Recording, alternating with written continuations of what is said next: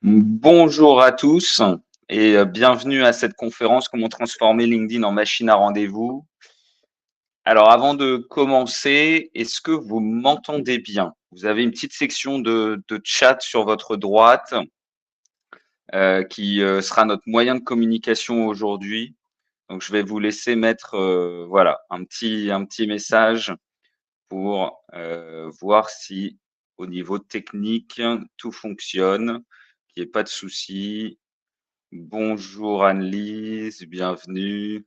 Jamois, bonjour. Dorothée, bonjour. Parfait. Géraldine, bonjour. Ok, nickel. Donc ça a l'air d'aller. Voilà. Alors le replay, ouais, il sera disponible, Jamois, il n'y a pas de souci, vous inquiétez pas. Il sera dispo.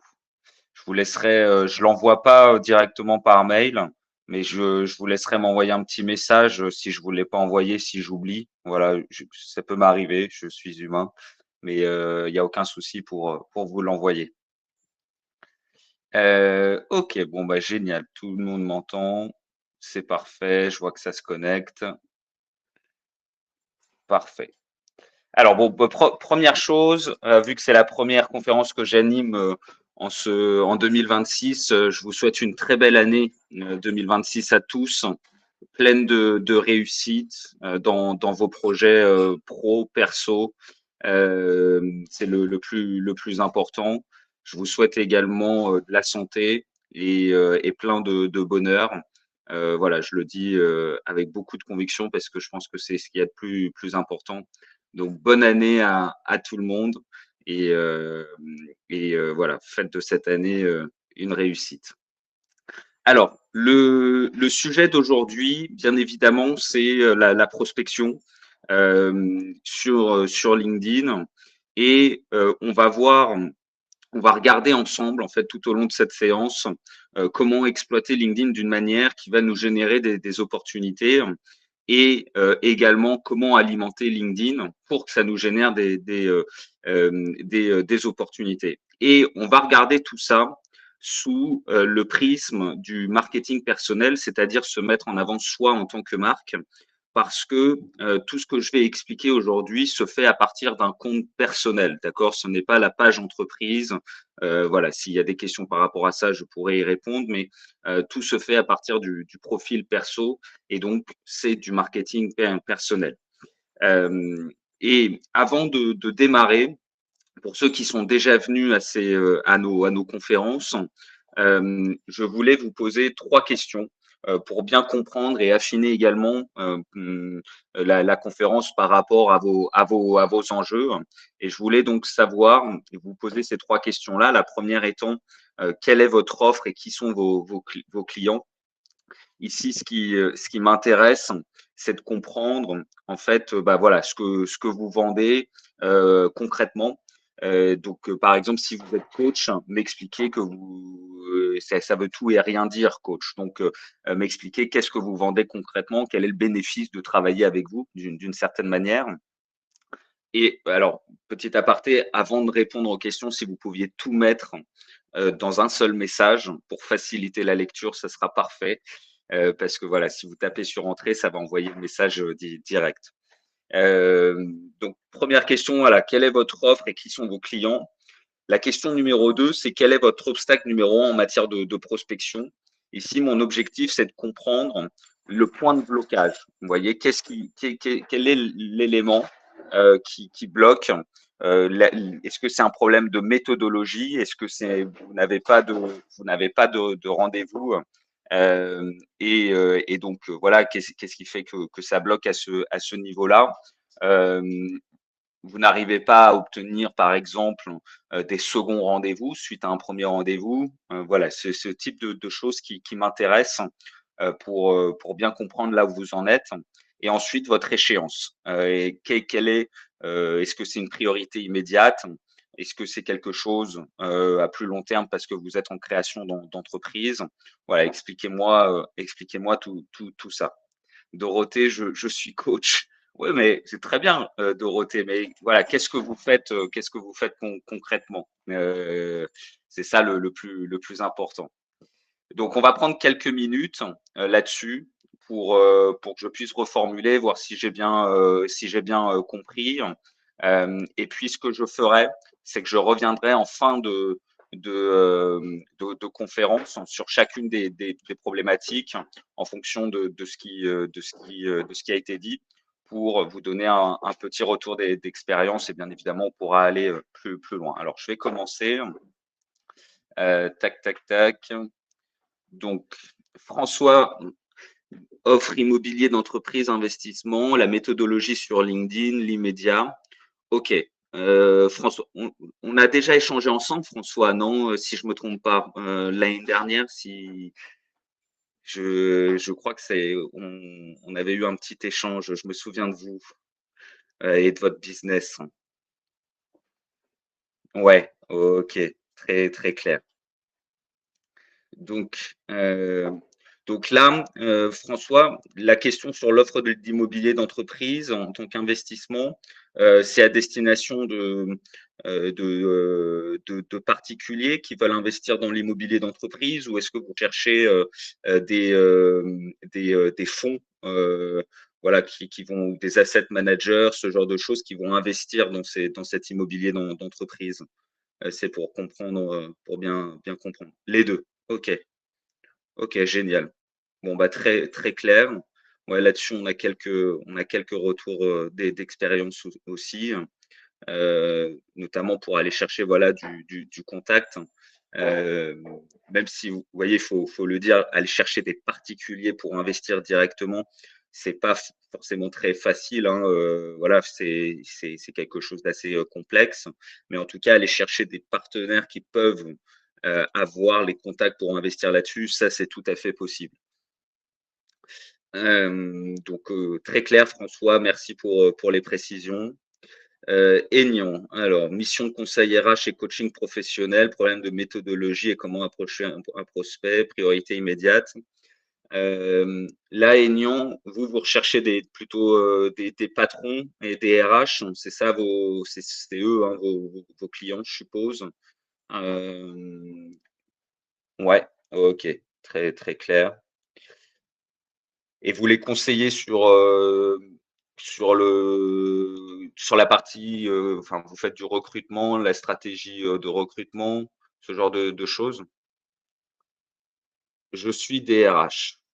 D'accord, mais vous êtes DRH externalisés, si vous recherchez des clients. OK, yes. D'accord, OK, DRH externalisé. OK. Bon, bah, très très clair, parfait. Donc ça, c'est tout bon.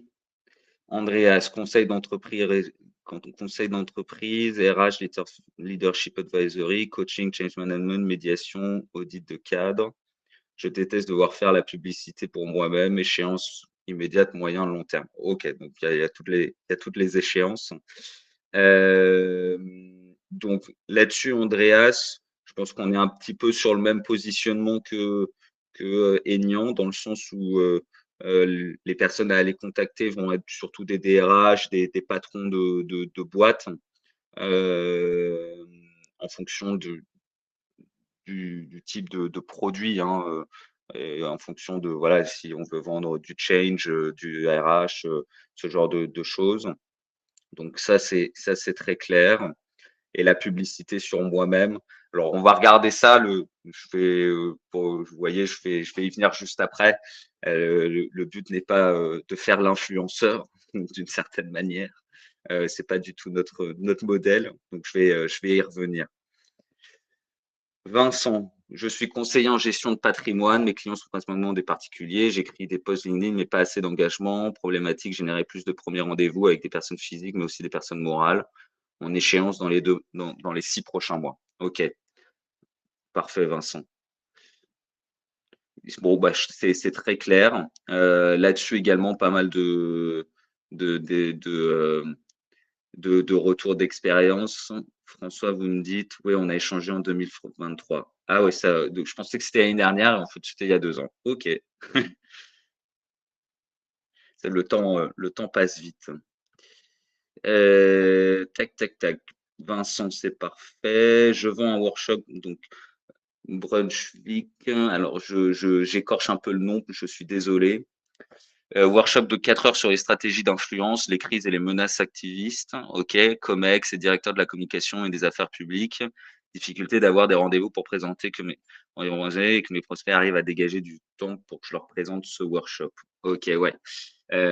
Très clair. Ça, problématique qui arrive très régulièrement. Trouver le temps, enfin que le prospect trouve le temps. Donc c'est pour ça qu'il faut être efficace dans le message.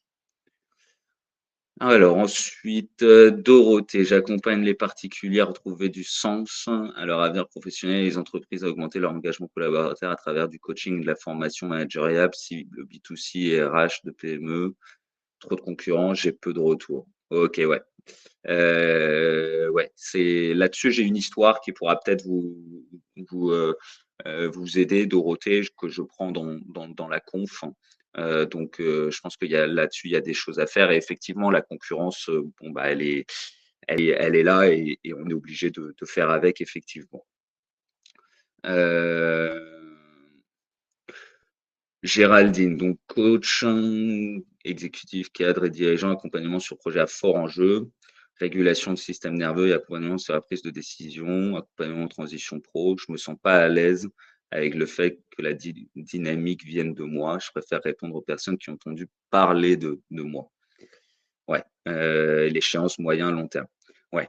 Là-dessus, alors je vais vous répondre, rapidement, mais je vais le traiter aujourd'hui également, mais il faut aussi, faire venir les gens à vous. Vous voyez? Ça, c'est un gros travail, qui est important et donc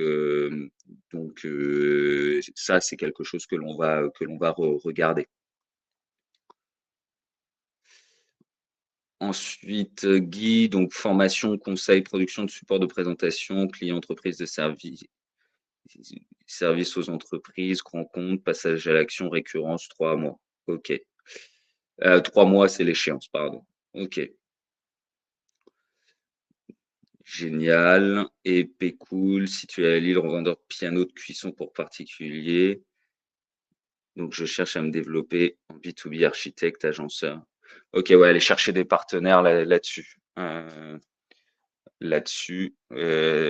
très, très clair. Ouais, François, il y aura un replay. Voilà, n'hésitez pas à m'envoyer un petit message si vous avez besoin, parce que comme j'ai dit à Jamois, je peux oublier. Donc n'hésitez pas à m'envoyer un petit message pour obtenir le replay. Alors, je vous remercie vraiment à tous d'avoir joué le jeu. Ça me permet d'affiner les choses pour le reste de la conf. Et puis, comme je vous l'ai dit, je reviendrai vers les problématiques pour ceux qui sont encore présents à la fin, pour vous donner un petit conseil pratique par rapport à ce que l'on a dit aujourd'hui. Je vais démarrer. Voilà, en vous expliquant un petit peu le programme d'aujourd'hui. Donc, ce que l'on va faire, c'est qu'aujourd'hui, moi, j'ai envie de vous montrer, bah, voilà, qu'il est possible de générer des clients sur LinkedIn et de transformer en fait LinkedIn en machine à rendez-vous. Bien évidemment, ça passe par un certain travail. On va regarder lequel. Et pour ceux qui le souhaitent, en fait, ce qu'on vous propose, c'est de prendre rendez-vous avec nous pour parler de votre business, pour qu'on puisse vous donner un retour d'expérience par rapport à notre expérience sur ce que l'on a déjà vu. C'est un rendez-vous qui est bien évidemment gratuit. Et en fait, pour tout vous dire, voilà, si on peut vous aider, on vous dira comment et à quelles conditions. Ce qui est important là-dessus, sur ce rendez-vous, c'est que même si on ne travaille pas ensemble, le but de ce rendez-vous, c'est que vous ressortiez de là avec une stratégie applicable, ensemble ou pas ensemble, mais que vous ressortiez de là avec une stratégie et que ça ait avancé. C'est vraiment ça l'important. Et pour être en totale transparence avec vous et pour ceux qui se demandent mais comment ils gagnent leur vie, en fait, nous, on a un programme d'accompagnement, un programme de prospection qui coûte entre 195 et 390 euros par mois, dans lequel nos clients peuvent arrêter à n'importe quel moment. Et donc, ce qui fait notre succès, c'est celui de nos clients au final, parce que s'ils sont contents, eh bien, ils continuent avec nous. Et c'est ça qui est important pour nous. Voilà pour les différents éléments. Vous pouvez prendre rendez-vous sur le petit bouton cliquez ici. Et ensuite, si vous avez des questions tout au long de la conférence, eh bien évidemment, n'hésitez pas à me les poser. Je suis là pour ça. Vous avez vu que j'étais plutôt attentif au chat. Donc, n'hésitez surtout pas à me couper si vous avez un doute, un questionnement. Bien évidemment, c'est tout à fait fait pour ça. Alors, je vais démarrer dans le vif du sujet par quelque chose qui est pour moi très important, qui est ce que LinkedIn n'est pas. D'accord? C'est vraiment important de commencer par là. LinkedIn n'est pas Instagram ou TikTok ou Facebook. Euh, Souvent, quand on arrive sur LinkedIn, beaucoup de personnes peuvent avoir les mêmes réflexes que sur ces réseaux sociaux, sur Instagram, TikTok ou autres, pour aller faire des vues, faire des likes, et d'une certaine manière, on cherche le buzz. Il faut se rappeler d'une chose qui est pour moi essentielle, qui est que LinkedIn n'est pas un réseau social de divertissement. D'accord? Pour donner une petite, un exemple, en fait, sur TikTok ou Instagram, c'est un peu comme si on montait sur une scène de spectacle. Les gens sont là pour se détendre, pour se distraire, et donc, si on est drôle, si on est créatif, eh ben, on va avoir des applaudissements, des rires, ce genre de choses, et c'est parfait. Donc ça se transmet sur Instagram ou TikTok par des likes, des partages ou autre. LinkedIn, en revanche, c'est plus proche, on va dire, d'une salle de conférence professionnelle, et les gens viennent là pour apprendre, pour s'inspirer, pour rencontrer des experts qui sont fiables. Et donc, si on arrive sur LinkedIn avec une danse comme sur TikTok, on va peut-être faire sourire, vous voyez, on va peut-être distraire un peu les gens, mais personne ne va nous prendre au sérieux pour un projet important. Et donc, euh, c'est sur LinkedIn, vous voyez, on peut avoir une vidéo humoristique qui peut nous donner 50 000 vues, hein, mais si derrière, il n'y a aucune cohérence avec notre expertise, pardon, bah, ça va générer aucun client. Je vous le dis pour avoir vu ce genre de choses où en fait les posts qui génèrent le plus de trafic n'ont rien à voir avec la qualité de la personne qui l'a publié. Vous voyez, la qualité professionnelle, bien évidemment. Et donc, à l'inverse, un post avec 300 vues, mais ultra pertinent pour une audience, eh bien, peut nous déclencher des rendez-vous. Voyez. Et sur LinkedIn, c'est ça qui est important pour moi, en tout cas. Hein, certaines personnes peuvent prendre les likes et les partages comme performance.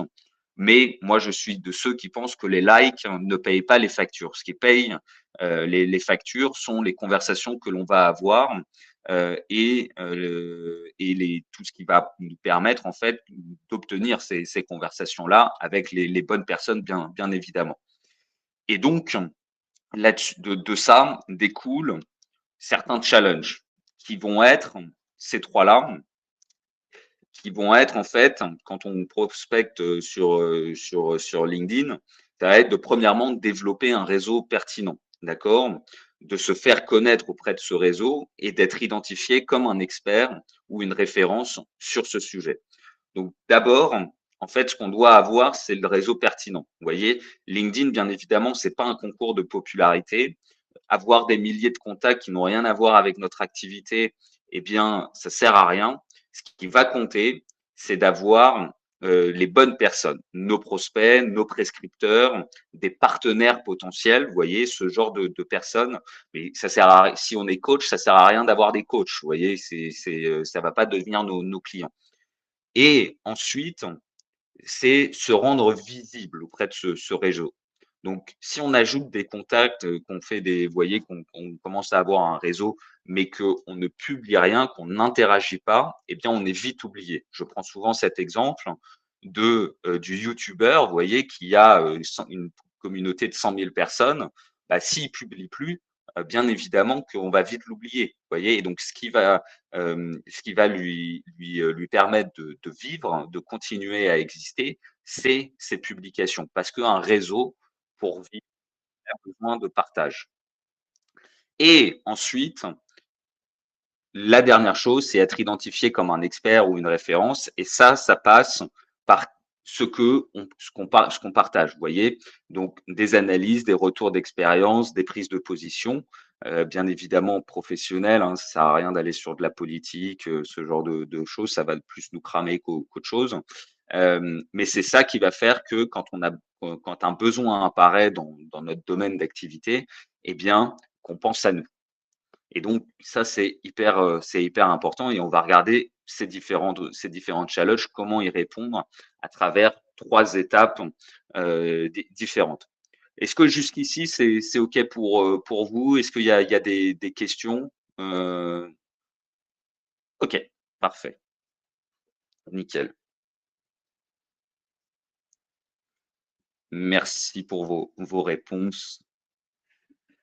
Alors, première chose, quand on démarre sur LinkedIn ou même quand on démarre pas et qu'on a déjà un certain réseau, l'approche directe est pour moi un élément central pour aller déclencher des rendez-vous. L'approche directe, c'est quoi? Très simplement, c'est le fait de demander une personne en contact, de lui envoyer un message pour obtenir un rendez-vous. D'accord? Avec un client un prospect, un partenaire, peu importe la personne, mais voilà, objectif, obtenir un rendez-vous avec cette personne. Là, je vous ai pris l'histoire d'Ariel, qui est une personne que j'ai rencontrée il y a 2 ans. Un client nous avait mis en relation et à l'époque et toujours aujourd'hui, Ariel avait une activité de coaching en matière de carrière, mais elle envisageait de revenir au salariat pour voilà plein de raisons différentes. Et donc, il y avait une certaine urgence. Il fallait trouver des clients rapidement pour relancer sa dynamique. Et en fait, dans son cas, Ariel, son positionnement, c'est celui d'évolution de carrière, des transitions pro, le développement de compétences, et tout ça relié à la carrière de la personne. Et donc, quand on a commencé à travailler ensemble, on a repris les bases. Vous voyez c'est-à-dire qu'on a retravaillé son profil LinkedIn pour qu'il soit en fait en adéquation avec ce qu'elle souhaitait incarner et les personnes qu'elle souhaitait contacter. Pourquoi? Parce que le profil LinkedIn, c'est la première chose que les gens voient. Et donc, si on a un profil qui est nul, vous voyez, qui est moche, je le dis très clairement avec des mots voilà assez puissants, mais ça va pas nous aider. Vous voyez, les premières impressions comptent. Parce que si on a un profil qui n'est pas soigné, eh bien, ça commence mal pour le reste le reste. Vous voyez. Donc, l'important, ça c'est vraiment crucial avant de faire quoi que ce soit, c'est de retravailler son profil et que ça soit en adéquation avec ce que l'on souhaite incarner. Et ensuite, quelle a été la stratégie? En fait, on a commencé à cibler des managers plutôt bien installés, c'est-à-dire des directeurs de business unit, hein, des DRH, directeurs juridiques, marketing, peu importe, plutôt dans des grosses boîtes et ces personnes-là pouvaient être en réflexion sur leur carrière ou ne pas l'être. Vous voyez bien, on s'est pas marqué que ces gens-là sont en évolution ou autre.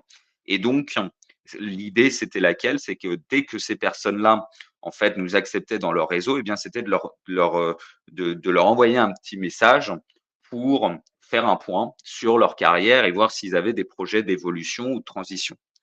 Et là, en fait, le message a plutôt bien résonné avec les aspirations. Ça a très bien pris. Et donc, Ariel, qu'est-ce qu'elle faisait? C'est qu'elle faisait un premier rendez-vous pour voir quelle était la situation chez eux, voir si elle pouvait les aider. Elle se décentrait totalement de son offre, vraiment faire un point, voilà, sur quelle est leur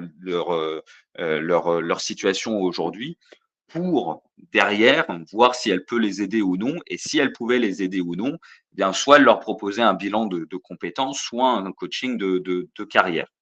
Et en fait, ça lui a permis de vendre assez rapidement sur LinkedIn et de reprendre cette dynamique. Et ensuite, une fois cette première cible, elle a été engagée, en fait, on a eu un deuxième objectif qui était de voir si on pouvait pas faire qu'il y ait des gens qui viennent à nous directement, vous voyez, sans trop de travail de prospection. Et donc là, on est allé chercher en fait des cabinets de ressources humaines qui sont des structures qui sont en contact avec de nombreuses personnes sur leur questionnement professionnel, mais n'ont pas toujours le temps ou le moyen de les accompagner. Vous voyez, sur faire un bilan de compétences ou c'est pas quelque chose que les cabinets de recrutement forcément proposent. Et donc, elle a su se positionner comme partenaire là-dessus. Et comme on a publié pas mal, son profil est intéressant, eh bien, ça a inspiré confiance et les entretiens étaient plutôt bien effectués également. Et donc, derrière, qu'est-ce qui s'est passé? Bah, en fait, aujourd'hui, on lui envoie régulièrement de nouveaux clients pour faire des bilans de compétences ou du coaching de carrière ou de l'accompagnement. Et donc, aujourd'hui, bah, son business tourne. Vous voyez, ça tourne tranquillement avec de nouveaux rendez-vous chaque semaine, des nouveaux clients, ce genre de choses.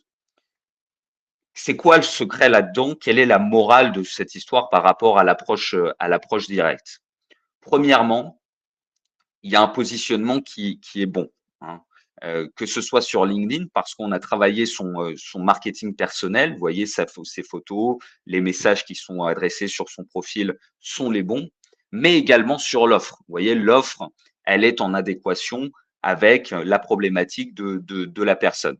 Ça, je vais pas y passer, beaucoup de temps. On pourra en discuter pour ceux qui le souhaitent, mais en tout cas, le positionnement est bon. Ensuite, le réseau est bon. C'est-à-dire que les personnes qui rentrent dans son réseau sont des personnes qui, à un moment donné, peuvent avoir une envie de changer de voie professionnelle. Donc, s'ils répondent directement, bah, très bien. Vous voyez, ça permet d'aller au bout des choses. Mais même si les personnes ne sont pas en changement tout de suite, en fait, ils peuvent l'être dans 6 mois, dans 1 an ou autre, vous voyez? Et donc là-dessus, ça, c'est hyper important de le comprendre, c'est qu'une personne qui est en contact qu'on a en contact aujourd'hui, bah, même si elle n'a pas d'enjeu tout de suite, elle peut l'avoir dans les prochains mois. Et ensuite, troisième élément, le message qui est envoyé est le bon. C'est-à-dire que le message est en accord avec son public et il y a des chances que les gens répondent. Et là-dedans, vous voyez, je vous ai parlé de se décentrer et ça, c'est crucial parce que je pense que vous, comme moi, on reçoit beaucoup de messages où en fait la personne nous parle d'elle-même. Vous voyez, elle nous parle de son produit. Voilà, j'ai développé un logiciel, je fais du coaching sur tel élément, nanana. Et en fait, ça, c'est pas du tout décentré. C'est quelque chose où la personne parle d'elle directement et donc on n'a même pas envie de répondre. Par contre, si je vous pose une question qui est très ouverte ou que je tape sur une problématique que vous avez, que vous rencontrez sûrement, eh bien là, en fait, j'ai beaucoup plus de chances que vous me répondiez. Et c'est ça, se décentrer. C'est pas penser avec son catalogue de produits, mais c'est voir comment je peux aider la personne. Et si je peux l'aider, bah, je lui dirai comment. Mais si je peux pas, bon, bah, c'est pas très grave, je ne peux pas l'aider. Je pourrais peut-être la mettre en relation avec quelqu'un d'autre. Mais ça, c'est pour moi un élément où on a peut-être perdu un petit peu cette essence-là sur LinkedIn qui est, vous voyez, le mot LinkedIn, c'est se connecter. Et donc, on doit se connecter avant de vendre, parce que sinon, ça devient un marché. Et le marché, bah voilà, c'est un peu rude quand même. Est-ce que ça, c'est clair pour tout le monde? Est-ce qu'il y a des questions sur l'approche directe?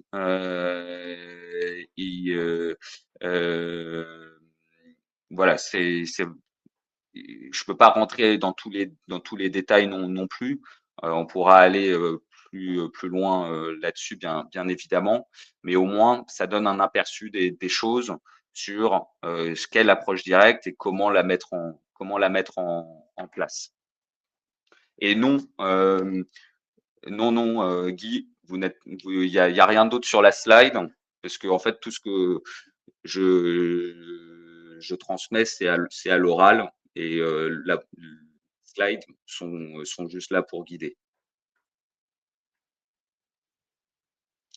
Mais en fait, alors c'est ça, pour un chic, très dur d'envoyer un message par approche directe, car il faut d'abord se mettre en connexion avant d'envoyer un long message. Alors, premièrement, je vais vous le dire, ce que nous on a remarqué, c'est que les demandes de contact sans message, il y a plus de taux d'acceptation, d'accord?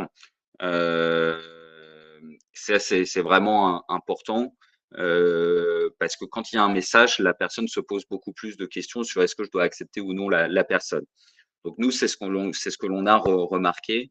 Donc ça, c'est un premier retour. Ensuite, un long message, non. Vous voyez, il faut surtout pas que ça soit long. Pourquoi? Parce que la messagerie LinkedIn, elle a un design qui n'est pas du tout fait pour lire un roman. D'accord? Et donc, il faut que ça soit assez court. Et il faut toujours se rappeler quel est notre objectif. L'objectif, c'est d'obtenir un rendez-vous et donc de s'extraire de LinkedIn pour ça. Donc le message ne doit pas être long. Vous voyez, au contraire, il doit être assez court. Bien évidemment, en fonction de ce que l'on vend, ce genre de choses, il peut y avoir des messages plus longs que d'autres. Mais ce que je veux dire par là, c'est que surtout pas un roman. Parce que la personne, je vous le dis tout de suite, elle le lira pas. Quand vous recevez un long message sur LinkedIn, à part si c'est quelqu'un que vous connaissez par X ou Y raison, je pense qu'on les lit ou on les lit de travers, vous voyez, et donc c'est pas du tout propice à une réponse. Par contre, quand c'est court, bah là, vous voyez, on traite et il n'y a pas de souci. Donc les longs messages à éviter.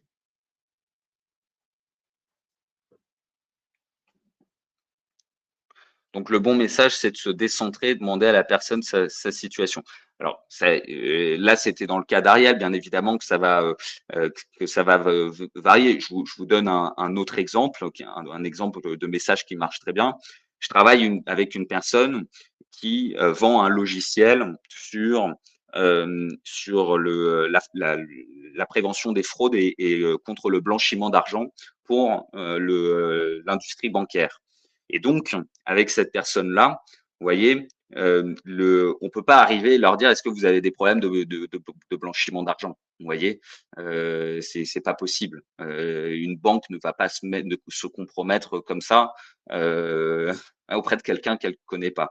Et donc, aujourd'hui, ce que l'on fait, c'est qu'on contacte les gens avec un message où on pose une question qui est, en fait, est-ce qu'ils travaillent sur les KYC des entreprises?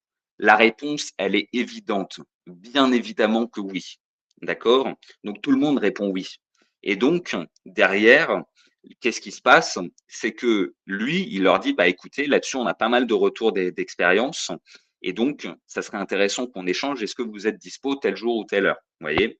Et ça lui permet de générer des rendez-vous. Mais parce que la question qui est posée, elle est ultra pertinente par rapport au sujet. Mais il n'y a aucune explication de qu'est-ce que lui il fait ou autre dans ce premier message. C'est bonjour, voilà, merci d'avoir accepté ma demande. Est-ce que vous travaillez sur ça? Comme approche directe, c'est mieux d'évoquer un produit ou le service. Il faut pas penser produit, Vincent. Il faut pas penser produit, il faut penser problème. Quel est le problème de mon interlocuteur en face? Vous voyez, penser produit est mauvais. Vous voyez, il faut pas poser est-ce qu'il a besoin d'un piano? Vous voyez, ou est-ce qu'il a besoin d'une poule? Vous voyez, la question qu'il faut lui poser et la problématique qu'il peut avoir, c'est peut-être que, je dis une bêtise, hein, mais si je vends des pianos à une entreprise, vous voyez, peut-être qu'ils ont besoin de musique dans l'entreprise. Et donc, mon piano va être une réponse à ça. Et la première demande de mise en relation se fait sans message. Ouais, moi, c'est comme ça que nous, on le fait, car il y a un meilleur taux d'acceptation et après, on peut envoyer un message à la personne directement. Parce qu'en fait, après aussi, on est les demandes de contact avec un message. Quand on a un LinkedIn gratuit, on est limité là-dessus. Donc, on évite ça.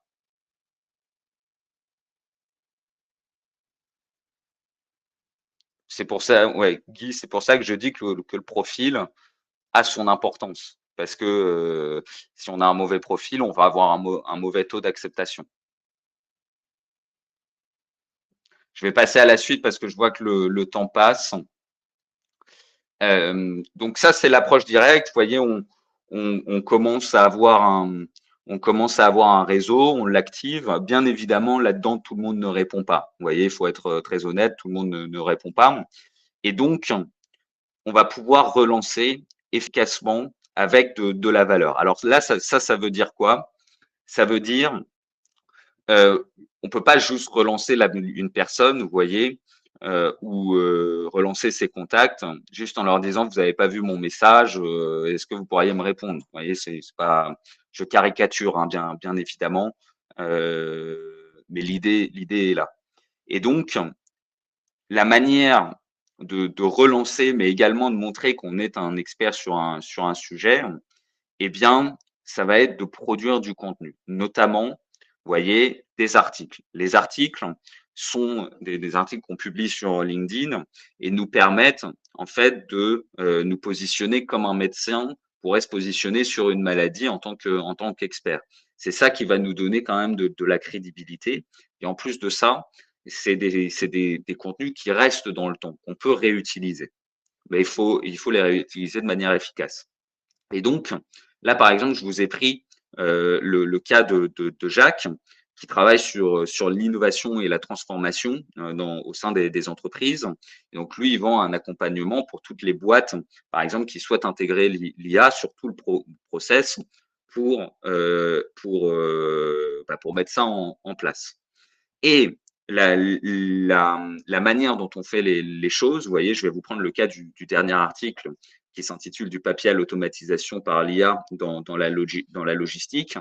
En fait, la stratégie, c'est laquelle? C'est qu'aujourd'hui, dans son cas, il y a des boîtes de logistique qui ont de véritables problèmes sur l'automatisation et l'utilisation de l'IA parce qu'elles sont encore au papier. Et donc, elles ont besoin de faire des économies et de mettre des choses en place pour en plus aller être plus efficace et aller plus vite.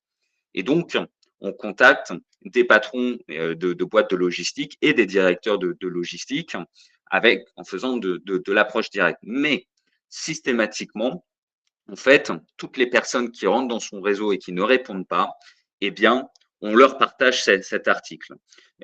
Et de cette manière, qu'est-ce qui se passe? C'est qu'on a une relance qui est effectuée et cette relance, en fait, elle va montrer à la personne que je sais répondre à leurs problématiques. Donc, je me positionne comme un expert.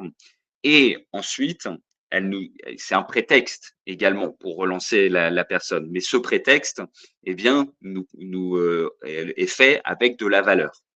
Et donc, ça, c'est très important de l'avoir en tête parce que ce qui se passe souvent, c'est qu'on relance de manière, voilà, est-ce que vous avez pris le temps de regarder mon message? Et ça, malheureusement, ça ne fonctionne pas forcément. Par contre, si j'envoie à quelqu'un un contenu qui est très pertinent par rapport à la problématique qu'on a déjà évoquée et que ça résonne chez lui, bah là, il va se dire, OK, ça vaut peut-être le coup que j'échange avec lui.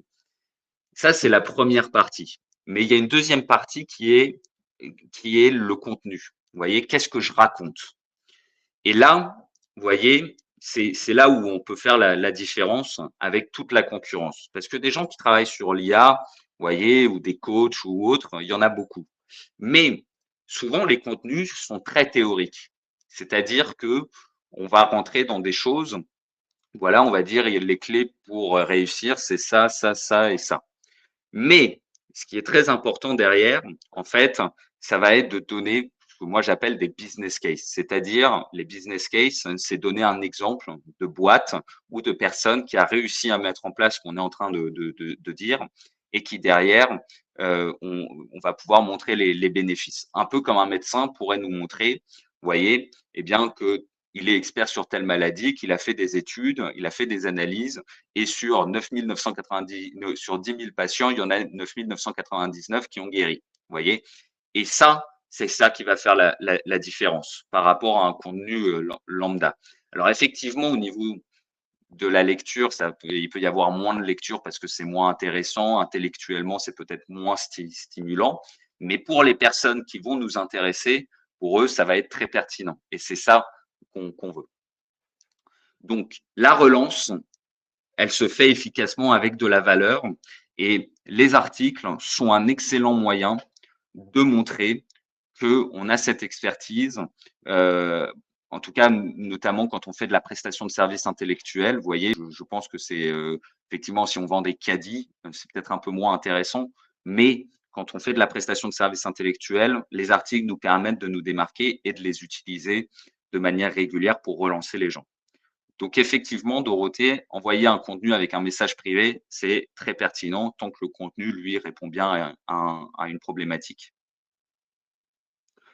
Je ne conseille pas parce qu'un post LinkedIn, en fait, le post LinkedIn, ça montre pas une expertise. Vous voyez, c'est comme si, enfin, on juge pas un expert par un tweet. Vous voyez, c'est pourquoi on juge qu'un médecin est expert parce qu'il a publié sur des revues scientifiques, Nature, vous voyez, Science, ce genre de choses. Alors pour les coachs, les consultants, les patrons de boîtes, il n'y a pas ce type de revues scientifiques. Mais et LinkedIn est le bon moyen de le faire. Alors encore faut-il connaître la problématique du prospect pour transmettre le contenu pertinent. Bah, oui, Dorothée, bien évidemment. Je suppose que dans vos clients ou ce genre de choses, vous avez des problématiques peut-être qui reviennent de manière récurrente et ça peut être un axe.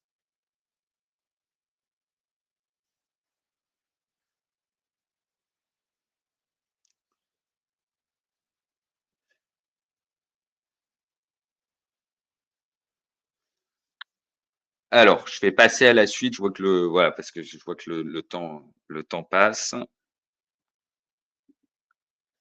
Ensuite, troisième élément, ça va être d'imprimer son ADN sur son public. Ça rejoint également un petit peu la question des articles, mais là, je prends le cas d'une mutuelle. Pour son patron s'appelle Franck et on travaille sur son profil. Et l'objectif d'imprimer son ADN sur son public, vous voyez, c'est là, on vend un produit qui est la mutuelle. La mutuelle, vous voyez, on peut pas arriver avec un message ou un article. Si vous avez besoin d'une mutuelle, voilà, contactez-nous. C'est pas très efficace. Et donc, en plus de ça, pardon, on a besoin de faire un peu de volume. Vous voyez, parce que on va pas convaincre pour un abonnement un par un les gens. Surtout quand on est plutôt une mutuelle jeune, on n'a pas tout un service dédié avec des commerciaux. Et donc, là, avec Franck, qu'est-ce que l'on a fait? Vous voyez, là, le titre de son webinaire, c'est Mutuelle pour retraités. Donc, on a fait le choix, en fait, d'aller chercher des retraités sur LinkedIn, parce qu'il y en a, vous voyez, il n'y a pas que des actifs, il y a des retraités. Et en plus de ça, s'ils sont sur LinkedIn, c'est qu'ils ont une notion, vous voyez, d'Internet quand même, ce genre de choses. Donc, c'est pas, voilà, la génération de grands-parents qui n'a jamais vécu avec Internet ni rien. C'est vraiment, c'est des personnes qui ont l'habitude. Et donc, notre stratégie avec Franck, ça a été de développer un réseau de retraités sur LinkedIn. Et derrière, en fait, chaque personne qui est rentrée dans le réseau, on l'invite à son webinaire. Son webinaire est structuré d'une manière où, en fait, il va expliquer la méthode pour être mieux couvert, mais qui est sa mutuelle au final. Et ce qui se passe, c'est que chaque personne durant ce webinaire va pouvoir derrière le point de traction ici pour avoir du lead. En fait, c'est que chaque personne peut faire un devis et voir combien, en fonction de cette situation, elle paierait. Et donc, c'est ça qui fait fonctionner les choses. Et derrière, il rappelle s'il faut. Vous voyez, il y a un processus qui est bien mis en place. Mais le point d'attraction pour obtenir du lead, c'est la conférence. Et cette conférence, derrière, lui permet de vendre, soit de manière automatique parce que la personne se dit, allez, j'y vais, soit parce qu'elle a fait le devis, et qu'elle a encore des questions, bah, ils vont l'appeler. Vous voyez, donc le prospect se qualifie de plus en plus. Mais là, la clé, vous voyez, bien évidemment, elle est dans le réseau que l'on a développé, mais elle est également dans le fait d'attirer les personnes. Donc, vous voyez, c'est un titre très accrocheur, bien évidemment, mais qui permet d'obtenir du contact avec les personnes qui nous intéressent. Et les webinaires sont un moyen très efficace de le faire, surtout quand on obtient de l'information. Et vous voyez, toutes les inscriptions peuvent être considérées comme des leads entrants parce que la personne émet un intérêt sur un sujet. Et ensuite, en fonction du niveau commercial que l'on peut avoir, si on est tout seul, on va pouvoir le faire à plus petite échelle, ou si on est déjà un groupe avec des commerciaux, bah là, à plus grande échelle. Mais toutes les personnes qui viennent à une conférence, par exemple, peuvent être recontactées pour obtenir un rendez-vous ou autre. Et c'est ça qui est important, c'est de se dire, là, à partir de LinkedIn, les gens, juste par un intérêt sur une conférence, eh bien, j'obtiens du lead. Et il y a quelque chose que je n'ai pas mentionné aujourd'hui, mais qui permet d'imprimer son ADN sur son public de manière très efficace, c'est également l'organisation d'événements en présentiel. Il y a une personne qui est gestionnaire de patrimoine, vous voyez, euh, si je me trompe pas, dans la conf, et les, avec un client dans le sud de la France.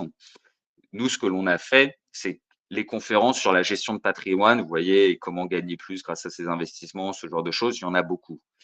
Le problème, c'est que la conversion, elle est très compliquée. Pourquoi? Parce qu'il faut un élément de confiance, il y a un élément de contact. Et donc, avec cette personne, qu'est-ce que l'on a décidé de faire? C'est qu'on a décidé de les faire en présentiel.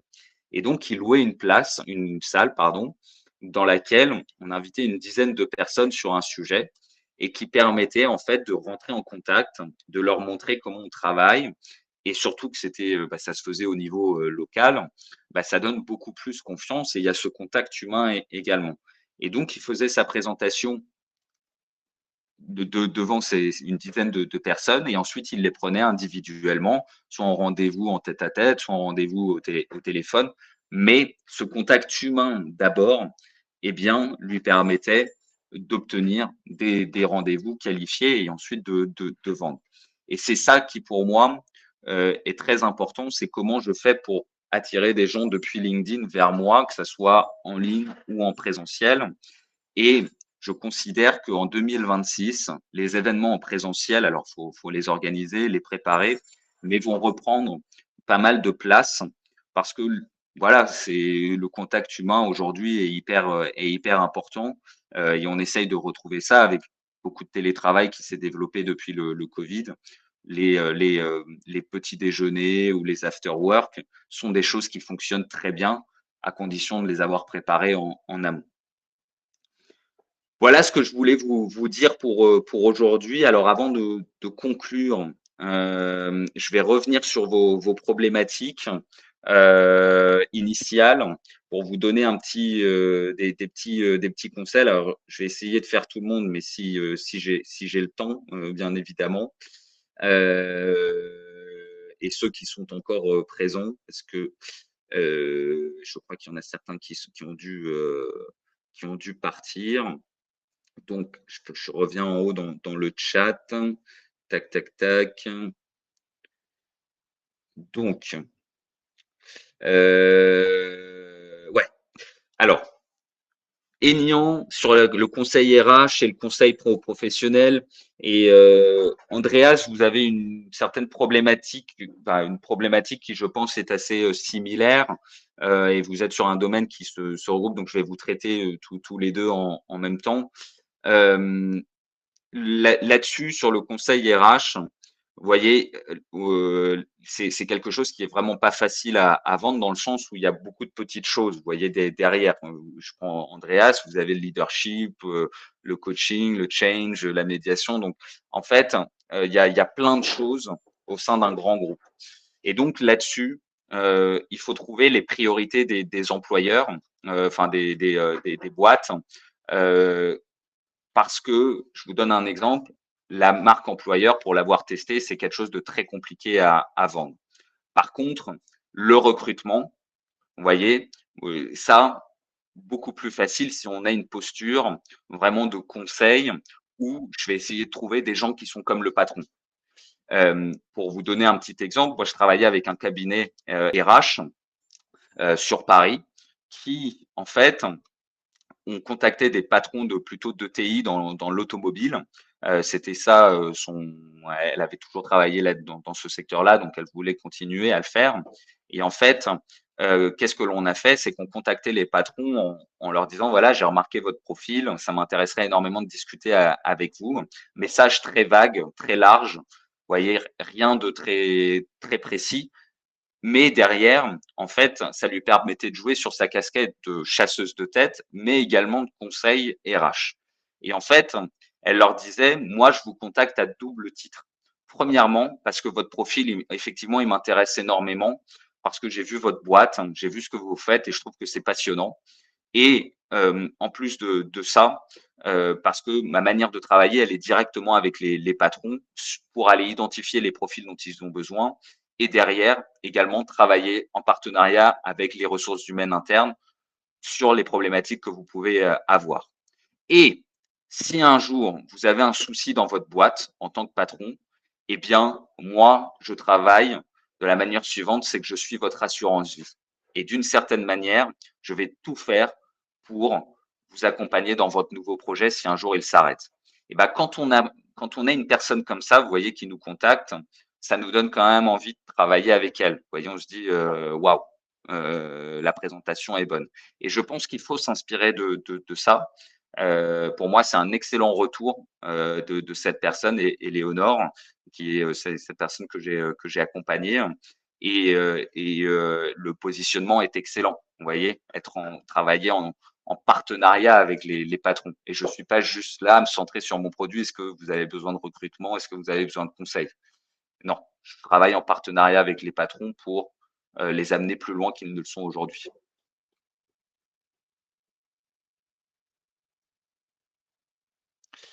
Quand on fait pas de recrutement et que du conseil RH, bah, faut bien évidemment, faut trouver une autre porte, Dorothée.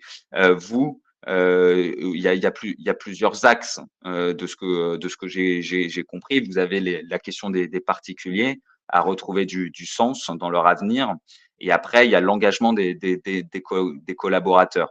Donc, là-dessus, l'engagement des collaborateurs, il y a forcément des enjeux, vous voyez, de performance pour un patron. Comment je fais pour que mes collaborateurs, ça soit des locomotives, vous voyez, qu'ils amènent la boîte plus loin qu'elle ne l'est aujourd'hui, parce que c'est ça qu'un patron il veut entendre. Donc c'est peut-être sur ces sujets-là qu'il faut communiquer.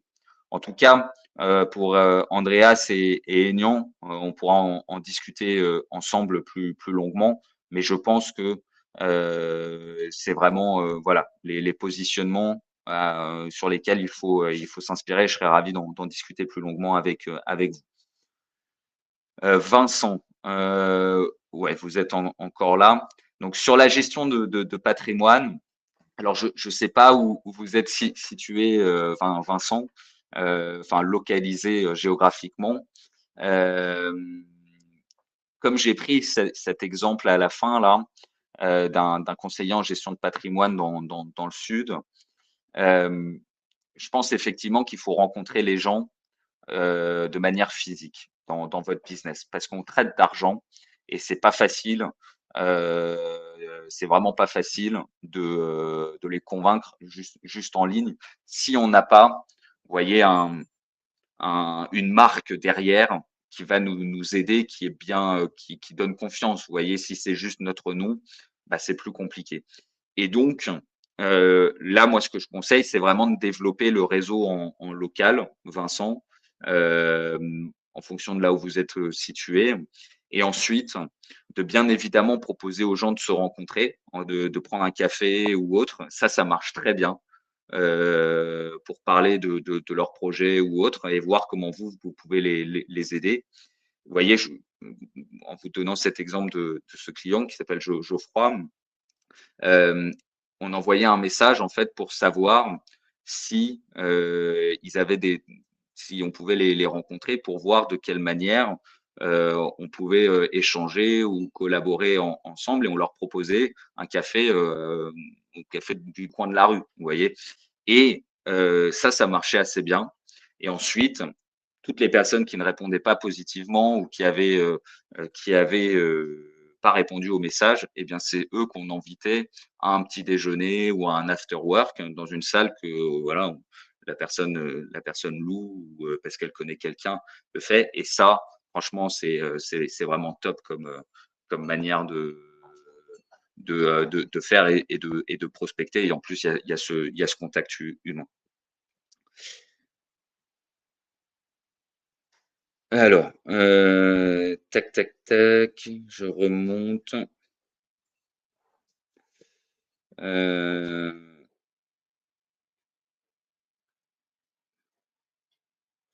ouais, je vous en prie, Vincent, on pourra en discuter. Tac, tac, tac. Je vais en faire un dernier parce que je vois que le temps passe et je voudrais conclure. Je vois un workshop de 4 heures. Ok, ça c'est Brunswick. Alors, désolé, j'écorche le nom sûrement, mais sur la stratégie d'influence, les crises et les menaces. Là-dessus, à destination des COMEX et des directeurs de la com, là-dessus, pour moi, bien évidemment, développer son réseau sur les COMEX et directeurs com, plutôt de boîtes, vous voyez, qui vont avoir ce genre de problématiques. Vous voyez, ça peut pas être n'importe qui. Et donc, ça, c'est à cibler. Je vous donne un exemple. Ça pourrait être toutes les boîtes qui sont exposées médiatiquement. Hein, vous voyez, toutes les boîtes du SPF 120, ce genre de choses qui peuvent avoir ce genre de problématiques et donc qui peuvent être intéressés par le sujet. Il peut y avoir des patrons de boîte également, vous voyez, qui ont besoin de prendre en compte certains risques, pardon. Et là, en fait, qu'est-ce que ça va être l'enjeu? Ça va être de leur communiquer, en fait, sur comment je peux résoudre ces crises et faire que ça soit un levier pour être plus fort.